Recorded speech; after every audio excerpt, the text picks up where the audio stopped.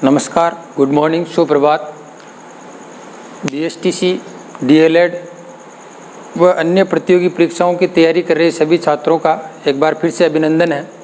राजस्थान इतिहास की हमने एक श्रृंखला शुरू करी थी और उस श्रृंखला में हमने आरंभ से लेकर के विभिन्न राजवंशों के बारे में सामान्य जानकारी लेते हुए मेवाड़ रियासत के बारे में विशेष रूप से अध्ययन करना शुरू किया था। मेवाड़ रियासत में बप्पा रावल से लेकर के रावल वंश पूरा किया।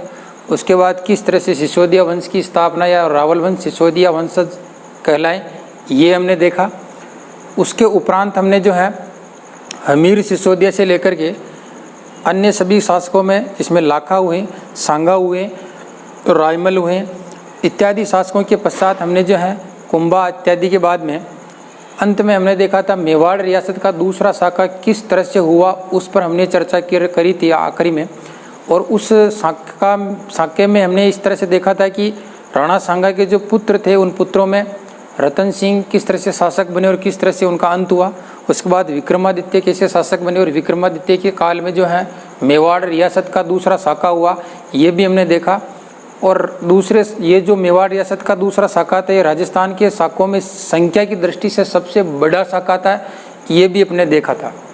इसके पश्चात किस तरह से बनवीर का घटनाक्रम और पन्नाधाय ने अपने पुत्र का बलिदान देकर के उदय सिंह को महाराणा बनने में सहायता प्रदान की और विभिन्न आसपास के रियासतों के शासकों ने भी महाराणा उदय सिंह को जो है सहयोग दिया और वो मेवाड़ सिंहासन पर काबिज हुए। उसके पश्चात अब हम आगे का घटनाक्रम देखेंगे और उदय सिंह के संदर्भ में कुछ महत्वपूर्ण चीज़ें देखेंगे। वैसे अधिकांश जो इतिहासकार हैं उदय सिंह को ज़्यादा महत्वपूर्ण नहीं मानते हैं, लेकिन उदय सिंह के जीवन काल का एक महत्वपूर्ण युद्ध है, वो युद्ध इसे महत्वपूर्ण बना देता है, वो हमारी परीक्षा के लिहाज से अति महत्वपूर्ण है, इसलिए हम इस पर थोड़ी सी चर्चा करेंगे। जब हम महाराणा उदय सिंह की बात करते हैं, ये हमने देखा था कि 1537 ईस्वी के आसपास उदय सिंह का जो है राज्याभिषेक होता है कुंभलगढ़ में, और उदय सिंह का राज्याभिषेक होने के साथ साथ इनकी जो मृत्यु है वो 1572 ईस्वी में हो जाती है। इस दरमियान क्या क्या घटनाक्रम होता है देखो। जैसे उदय सिंह जो हैं मेवाड़ के शासक बनते हैं, इस मेवाड़ के शासनकाल में उनके सामने कई सारी चुनौतियां थी। उन चुनौतियों में प्रारंभिक तौर पर ज़्यादा दिक्कतें नहीं थी, लेकिन जब उदय सिंह इस मेवाड़ के शासक बनते हैं, मेवाड़ के जो शासक थे वो उदय सिंह बने, और उदय सिंह जैसे ही बनते हैं तब जो हमारी दिल्ली सल्तनत थी वो दिल्ली सल्तनत समाप्त हुई और उस दिल्ली सल्तनत पर मुगल वंश का राज शुरू हो चुका था। मुगलों के राज के साथ साथ बीच में हुमायूं और हुमायूं के कालखंड में जो है वहाँ शेर शाह सूरी का भी शासनकाल आया था। शेर शाह सूरी, सूरवंश ने यहाँ पर दिल्ली में कुछ समय तक के लिए राज किया था, बीच में उसके बाद फिर वापस मुगल काबिज हो गए थे। तो शेर शाह सूरी से संदर्भित राजस्थान में कुछ एक घटनाएं हैं, ये अपने को ध्यान रखनी है। एक तो शेर शाह सूरी आगे चल करके यहाँ पर मारवाड़ में आक्रमण करेगा। मालदेव के काल में जेता और कूपा दो के सेनापति लड़ेंगे, वो जब मारवाड़ पढ़ेंगे तब हम वो युद्ध पढ़ेंगे। 1544 का गिरी सुमेल का युद्ध है।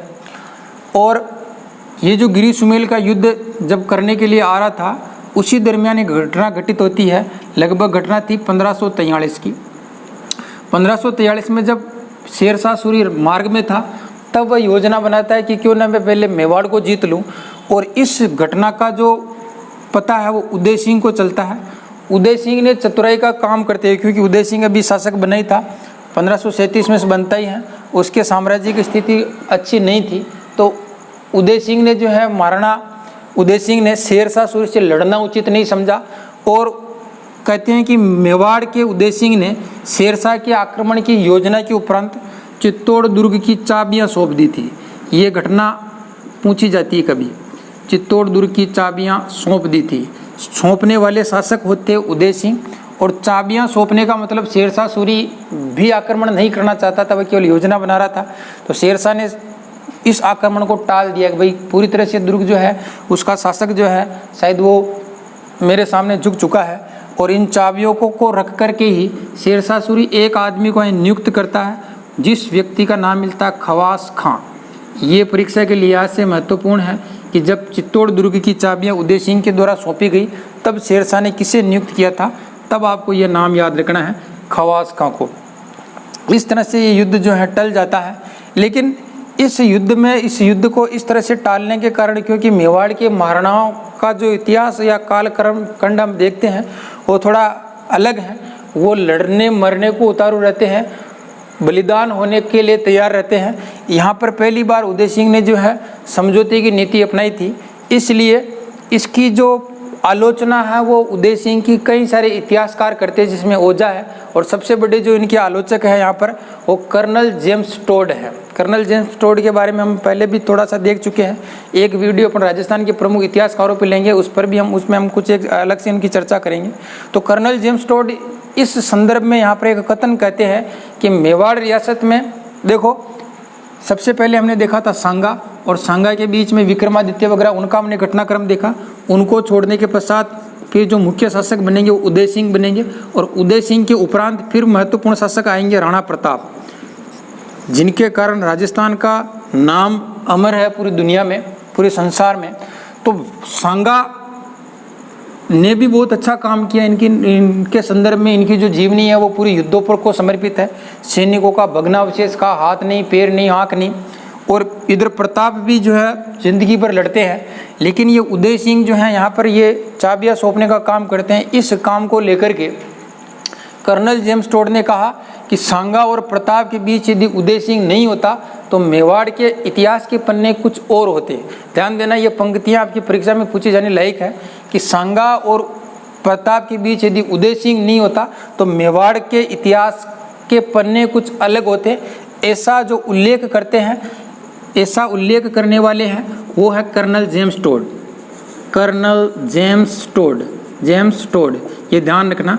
कर्नल जेम्स टोड यही कहते हैं कि मेवाड़ के इतिहास के पन्ने कुछ और होते, मेवाड़ के इतिहास के पन्ने कुछ और होते, इतिहास के पन्ने कुछ और होते।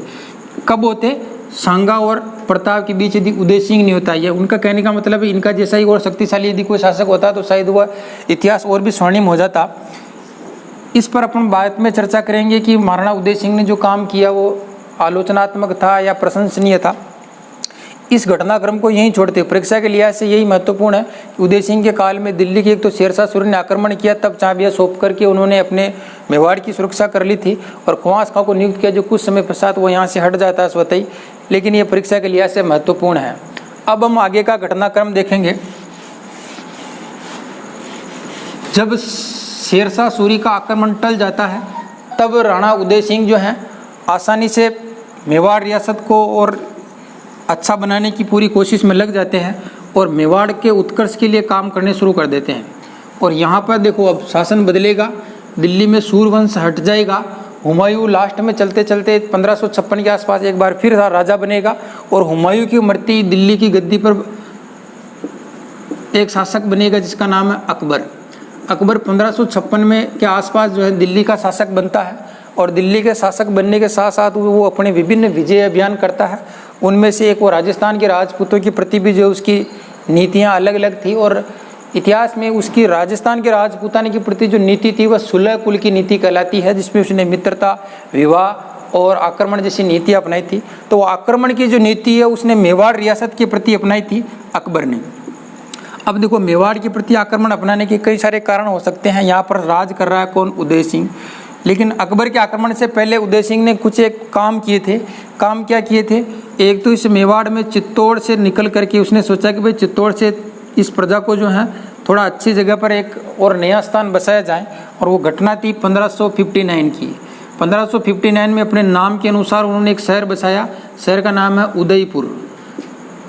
ये जो उदयपुर है चारों तरफ पहाड़ियों से घिरा हुआ है, और चारों तरफ का जो भाग है वो भूगोल में उसको हम गिरवा कहते हैं। गिरवा, कई बार यहाँ पर भी प्रश्न आ जाता है कि गिरवा क्षेत्र कहलाता है उदयपुर के आसपास का क्षेत्र, चित्तौड़ के आसपास का भूभाग, सिरोही के आसपास का भूभाग, प्रतापगढ़ के आसपास का भूभाग। तो आपको ध्यान रखना है उदयपुर के चारों ओर जो पहाड़ी नुमा भाग हैं और बीच में जो तस्त्री नुमा जो सतह है, इस तरह की संरचना बनी हुई है, इसको कहते हैं गिरवा। चारों तरफ पहाड़ियों से घिरा हुआ होने के कारण गिरवा कहलाया। इससे क्या होता है कि शत्रु जो आक्रमण करें उससे यहाँ की जो जनता उनकी सुरक्षा आसानी से की जा सके, क्योंकि महाराणा की सेना इन पहाड़ियों पर चढ़ेगी और आक्रमण करने वाले की सेना पहाड़ों पर चढ़ करके आएगी, तो काफ़ी सुरक्षा उनको प्रदान की जा सकती है। तो सुरक्षा के लिहाज से उन्होंने शहर बसाया उदयपुर, और झील बनवाई उदय सागर। ये दो तो उन्होंने कुछ निर्माण कार्य किए। इसके पश्चात देखो यहाँ पर घटनाक्रम चेंज होता है। उस चेंज में ये याद रख लेना, उतार लेना आप, मेवाड़ में उदय सिंह ने जो है उदयपुर शहर बसाया और उदय सागर झील बसाई, तालाब बनाया उदय सागर। इन दो कामों के बाद में इस तरह से जब शांतिपूर्वक सारा काम चल रहा था, तब क्या होता है, ये हमारा मेवाड़ है और मेवाड़ में यहाँ पर एक जगह है जिसका नाम है नागौर। नागौर में एक कस्बा पड़ता आज भी, मेड़ता। तो मेड़ता का एक शासक था जयमल मेड़तिया। तो ये जयमल मेड़तिया पर जब अकबर का एक सेनापति आक्रमण करता है तो जयमल मेड़तिया उससे आक्रमण करके यहाँ से भाग करके निकल करके मेवाड़ में आकर के शरण ले लेते हैं और इस जयमल मेड़तिया को शरण देने का काम जो है राणा उदय सिंह कर देते हैं। एक काम तो ये हो गया। इसके अलावा अकबर का ही एक और विद्रोही सेनापति था जो मालवा से भाग करके मेवाड़ में आकर के शरण लेता है। उस विद्रोही सेनापति को शरण देने के कारण और जयमल मेड़तिया को शरण देने के कारण अकबर की जो नज़र है वो मेवाड़ पे पड़ती है। अकबर पहले भी जानता था कि भाई मेवाड़ की जो बाकी सब रियासतों का कोई नहीं था, क्योंकि अकबर यहाँ से चलता है 1562 में और 62 में चलने के साथ साथ देखो सबसे पहले उसने आमेर के शासकों से समझौता किया और सबसे पहली बार विवाह जो है वो आमेर के शासकों के साथ ही करता है। राजा जो भारमल है उनकी पुत्री के साथ अकबर का जोधाबाई का, जो हमने सीरियल या कई सारी पिक्चरों में भी इनका नामकरण हुआ, तो वो पहला विवाह 1562 में आमेर रियासत की राजकुमारी से होता है मेड़ता में। और लगभग बाकी सारे राजा जो है उनकी अधीनता स्वीकार करने के लिए आगे चल करके तैयार भी हो जाएंगे। लेकिन इससे पहले मेड़ता पर जब आक्रमण करता है तो जयमल को यहाँ शरण दे दी जाती है और यहाँ पर एक बंदा बाज बहादुर नाम का एक उसका विद्रोही सेनापति था, उसको भी मेवाड़ में उसने शरण दी उदय सिंह ने।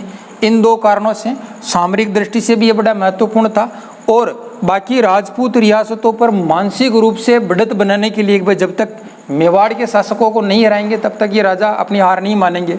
उस लिहाज से भी अकबर ने मेवाड़ पर आक्रमण करना उचित समझा और मेवाड़ पर आक्रमण करता अकबर 1567 ईस्वी में।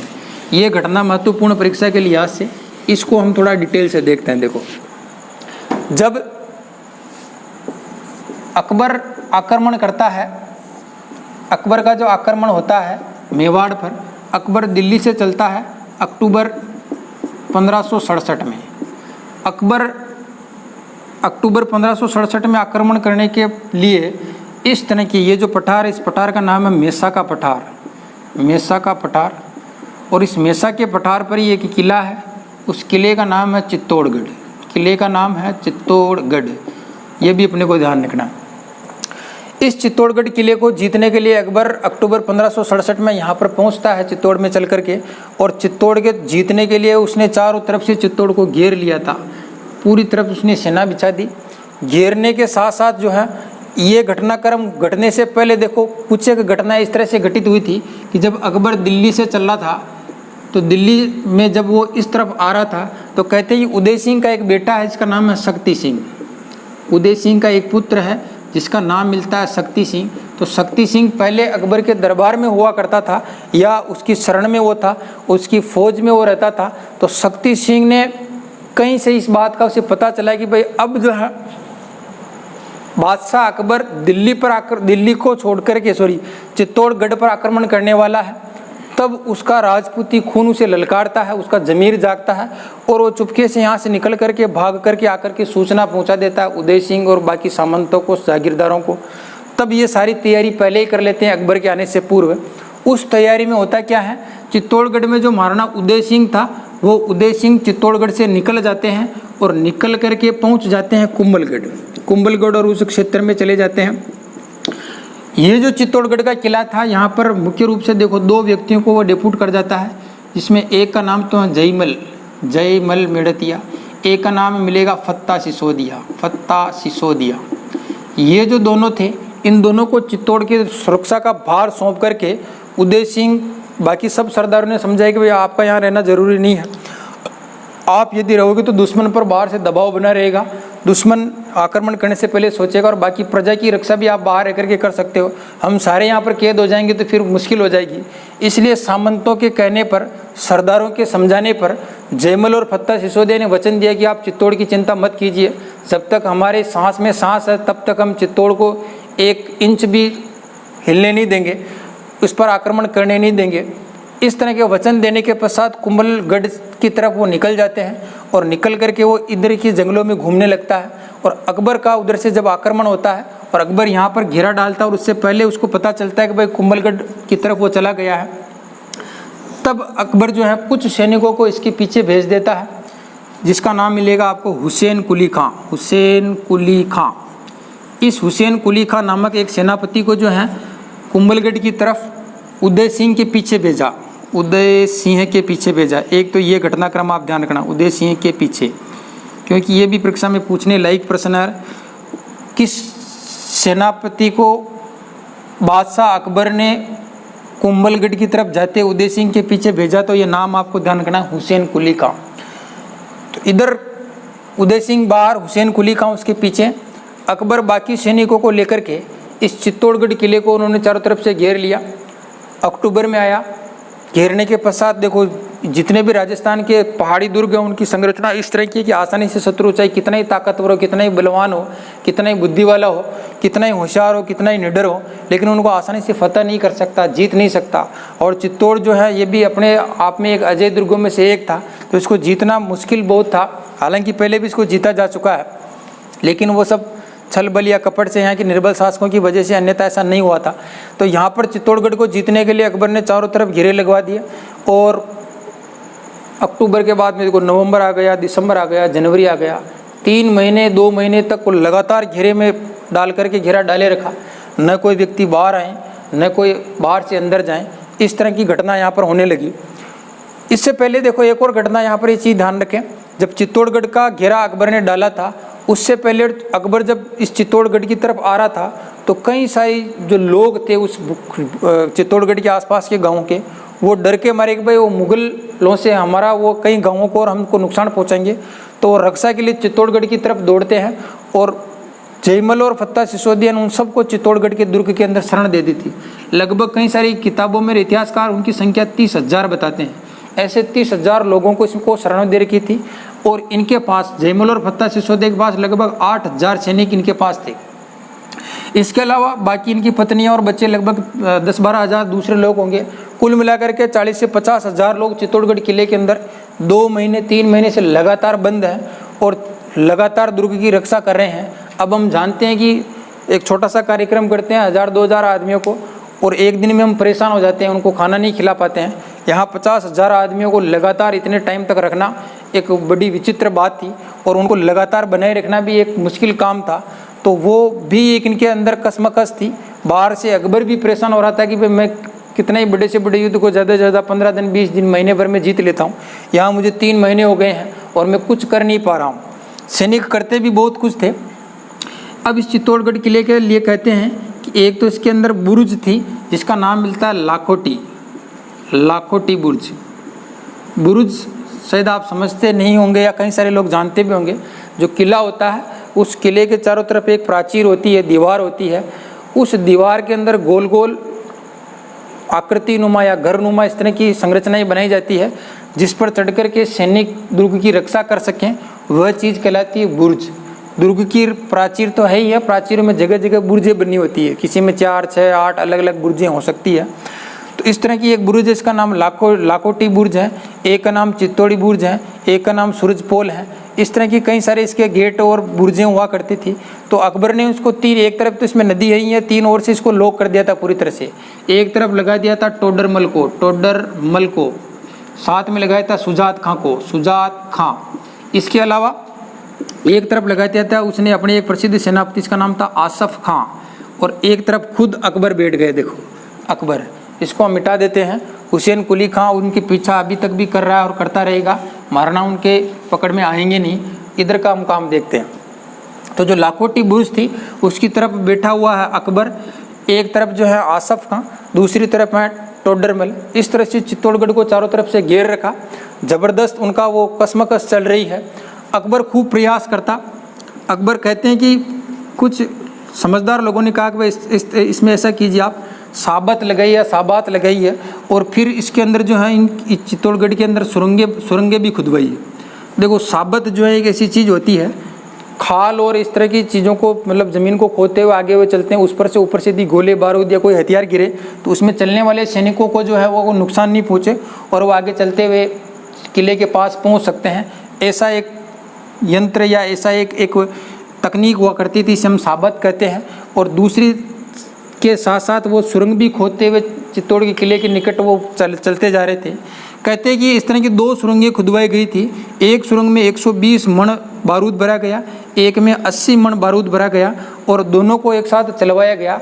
इस तरह से अकबर लगातार प्रयास करता और दुर्ग को रोज़ हानि पहुंचाने की कोशिश करता, लेकिन चित्तौड़ के अंदर तैनात जयमल, फत्ता सिसोदिया, कल्लाजी राठौड़ जैसे वीर योद्धा दिन में वो नुकसान पहुंचाते, रात में फिर से चित्तौड़ की मरम्मत कर देते। इस तरह से इनका क्रम जो है लगातार महीने, 2 महीने, 3 महीने तक चलता रहा। तब होता क्या था, अकबर ने फिर एक और उपाय सोचा कि ये जो लाकोटी बुर्ज है, इस किले के सामने एक चबूतरा बनवाया। और चबूतरा भी किसका बनवाया? मिट्टी का। उन्होंने सैनिकों को तुरंत आनन फानन में आदेश दिया, बोले तुरंत एक चबूतरा बनाओ। तो उसके जो बड़े बड़े सेनापति थे बोले इतनी हाथों हाथ चबूतरा कहाँ से, इतनी मिट्टी कहाँ से लाएंगे, बहुत सारा खर्चा हो जाएगा, बहुत सारा टाइम लगेगा। बोलो टाइम लगे चाहे कुछ भी लगे, मुझे सिर्फ रिजल्ट चाहिए, परिणाम चाहिए, इस दुर्ग को मैं जीते बिना जाऊँगा नहीं। ऐसी जिद अकबर ने पाल ली थी। आपको पता है जिद के आगे अच्छी चीज़ें हार जाती है। आपके को भी जो है इस तरह की जिद पालनी चाहिए, अच्छी जिद पालनी चाहिए, परीक्षा को जीतने की, हारने नहीं चाहिए। तो चबूतरा बनवाया और चबूतरे पे अकबर खुद बैठ कर के उनका निरीक्षण करता था। कहते हैं कि एक दिन अकबर जो है इस चबूतरे पे बैठ कर के निशाना लगाता लाखेटी बुर्ज पर, और उसकी एक प्रसिद्ध बंदूक है, ये भी कई बार परीक्षा में नाम मिल सकता है। इस बंदूक का नाम था संग्राम बंदूक।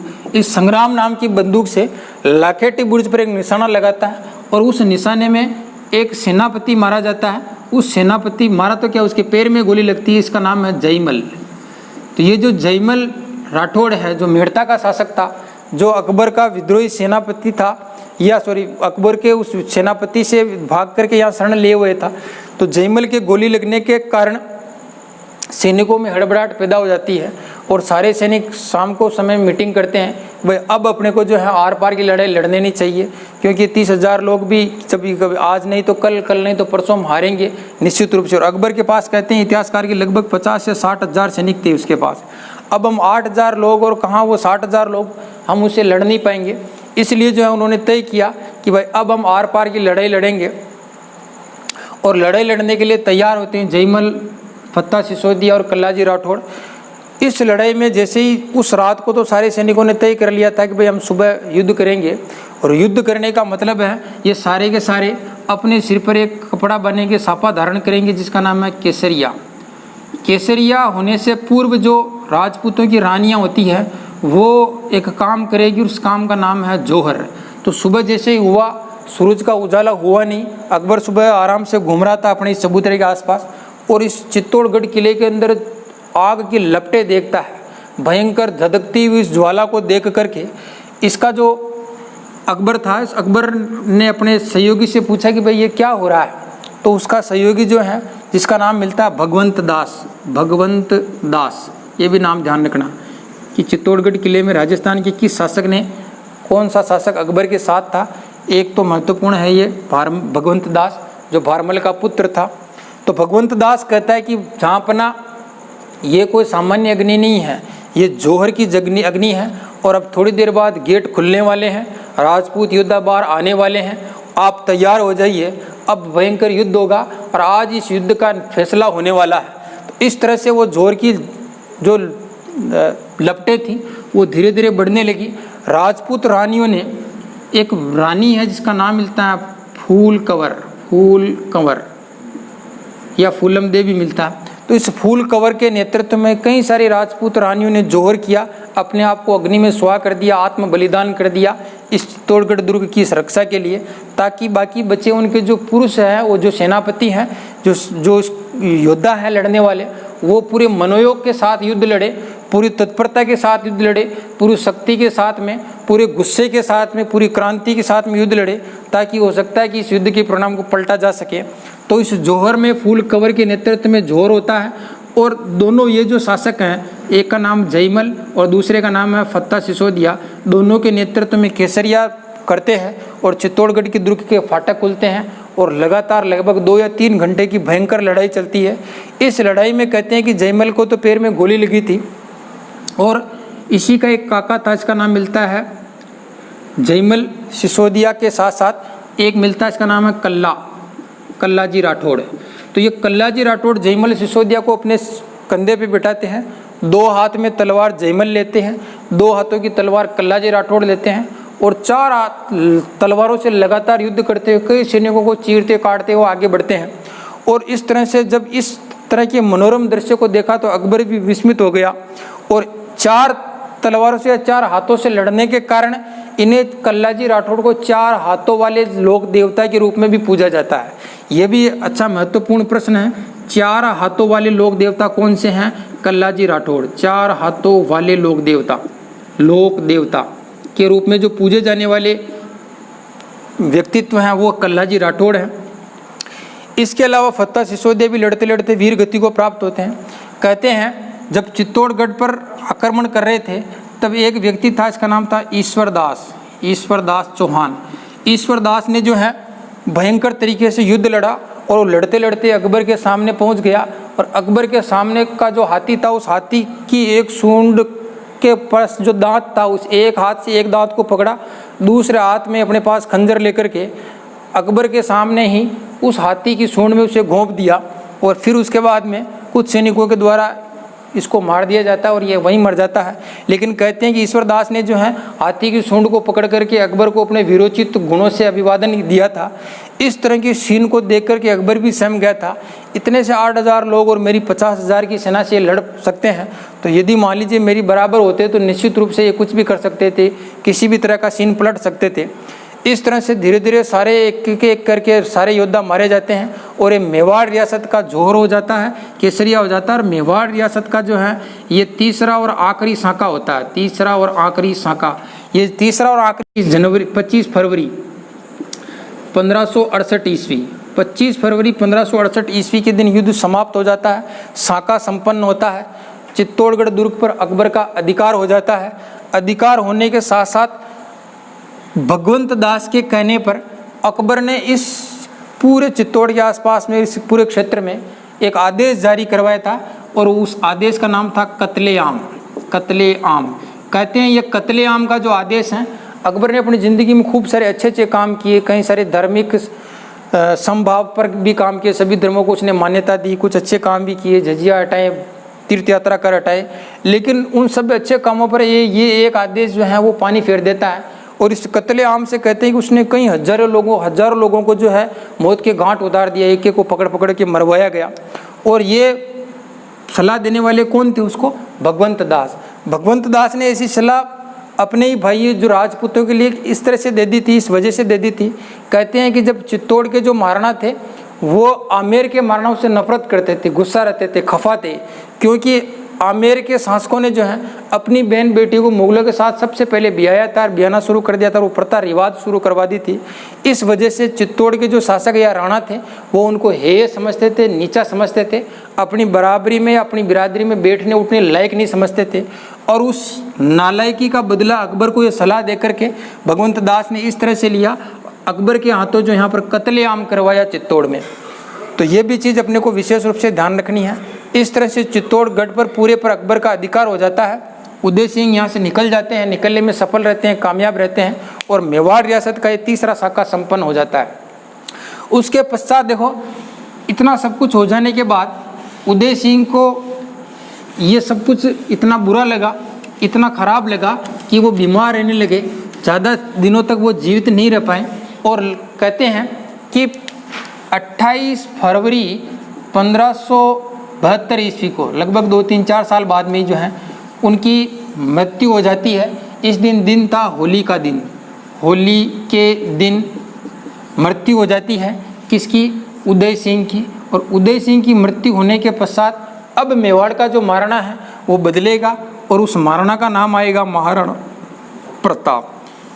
इस तरह से महाराणा प्रताप का जो अपन टॉपिक है वो कल पढ़ेंगे। यहाँ तक की जो चीज़ों को एक बार फिर से हम रिपीट करते हैं। हमने आज उदय सिंह पढ़ा। उदय सिंह का शासनकाल 1537 से 1572 के आसपास है।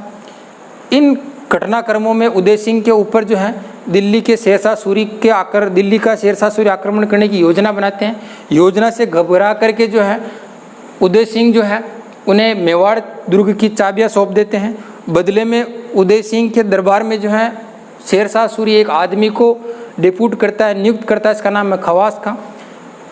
इस घटनाक्रम को कर्नल जेम्स टोड, ये जो घटनाक्रम था वो कर्नल जेम्स टोड को नागवारा गुजरता है और इस पर वो एक टिप्पणी देते हैं।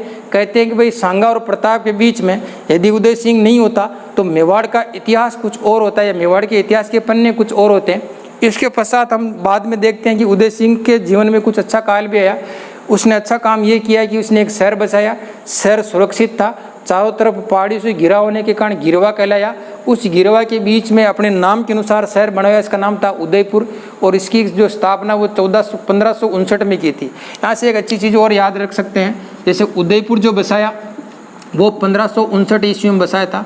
उससे ठीक 100 साल पहले 1459 ईस्वी में, एग्जैक्टली जब आप 100 बाकी निकालोगे, 1459 ईस्वी में राजस्थान का एक और पश्चिमी शहर जिसका नाम है जोधपुर, राजस्थान का एक और शहर इसका नाम है जोधपुर। तो जोधपुर की स्थापना 1459 में होती है और उससे 100 साल बाद उदयपुर की स्थापना होती है। राव जोधा ने जोधपुर बसाया था, उदय सिंह ने उदयपुर बसाया था। दोनों में 100 साल का, एग्जैक्टली 100 साल का अंतर है। इसलिए आप दोनों के सन आराम से याद रख सकते हैं, कोई ज़्यादा दिक्कत वाली बात नहीं है।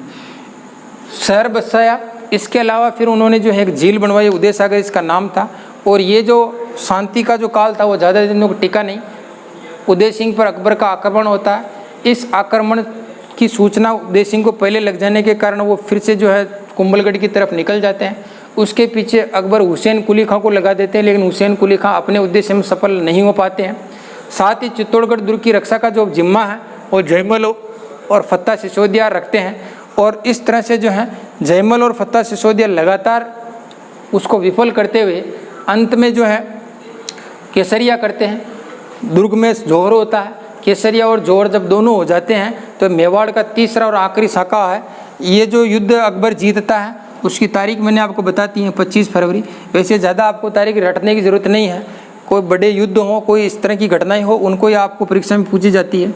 25 फरवरी 1568 ईस्वी, क्योंकि ये जो युद्ध था, कहते हैं कि इस पर अकबर के द्वारा चित्तौड़गढ़ को विजय करने की जो कई सारी किताबों में इस तरह से सन मिलता 1567-68 एग्जैक्टली। कई सारे युद्धों में जैसे मान लीजिए हल्दी घाटी का हमने पढ़ा, उसमें मिलेगा आपको 1527 ईस्वी। वहाँ पर 27-28 नहीं मिलेगा, क्योंकि वो जो 1527 वो 17 मार्च 1527 ईस्वी को युद्ध हो गया था, एक दिन में ख़त्म हो गया था।